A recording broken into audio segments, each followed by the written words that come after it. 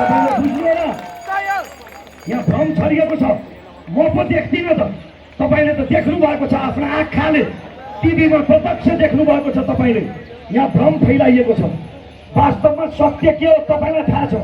पहिला निर्दोष भाइ बहिनीहरूमाथि गोली चल्यो त्यसको भोलिपल्ट आक्रोशले संसद जल्यो यो सत्य हो संसद जल्नु दुःखद हो तर त्यसलाई भ्रष्टाचारको अड्डा कसले बनायो मान्छेलाई ती पवित्र संस्थाहरूप्रति त्यति धेरै आक्रोश कसले सृजना गर्यो यो कुरा बुझेर तपाईले यसपटक घन्टी चुनाव चिन्हमा मतदान गर्नुपर्नेछ यो चुनावमा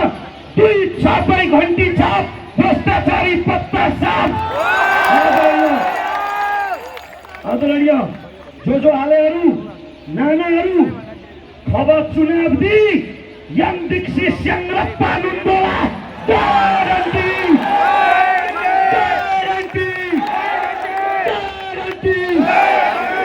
लु मैले चिलिम फर्काए नमस्कार